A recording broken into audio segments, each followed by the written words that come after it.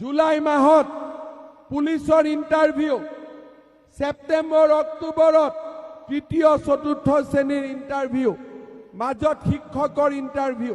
ৰাইজ, মই আজি বিহুৰ দিনা আকৌ এটা ভাল খবৰ দিছো।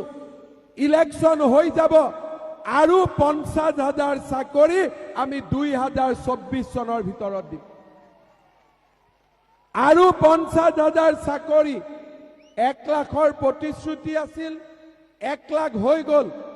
এতিয়া আৰু 50,000।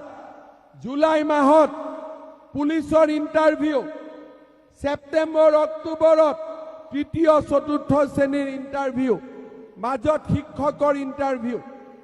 আৰু 50,000 চাকৰি দিম। মই মোৰ ভাগিনসকলক, মোৰ ভাইটিসকলক মই কম, পঢ়া শুনা কৰ।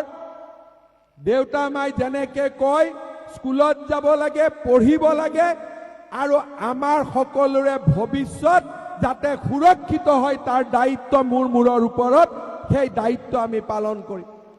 ৰাইজ, মই আজি বিহুৰ দিনা আকৌ এটা ভাল খবৰ দিছো। ইলেকশ্যন হৈ যাব আৰু 50,000 চাকৰি আমি 2024 চনৰ ভিতৰত দিম। আৰু 50,000 চাকৰি।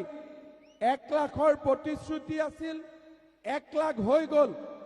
এতিয়া আৰু 50,000। আজি 3 বছৰ নহওঁতেই আমি 1 লাখ যুৱক যুৱতীক চৰকাৰী চাকৰি দিলো। শ্ৰদ্ধাৰ ৰাইজ, আজি চাকৰি কোনে পায়? আজি মন্ত্ৰী বিধায়কৰ সম্পৰ্কীয় মানুহে চাকৰি নাপায়। আজি বিষয়া কৰ্মচাৰী ল'ৰা ছোৱালীয়ে চাকৰি নাপায়। চাকৰি যিদিনাখনৰ ৰিজাল্ট ওলাই টিভিত আপোনালোকে দেখিছে কেনেকে মানুহৰ ঘৰত বন কৰা মহিলাৰ ল'ৰা ছোৱালীয়ে চাকৰি পাইছে, কেনেকে তৰকাৰী বিক্ৰী কৰা মহিলাৰ ল'ৰা ছোৱালীয়ে চাকৰি পাইছে, কেনেকে ঠেলা চালকৰ, ৰিক্সা চালকৰ ল'ৰাই চাকৰি পাইছে। আমি সেইখন অসম সৃষ্টি কৰাৰ কাৰণে কাম কৰিছো।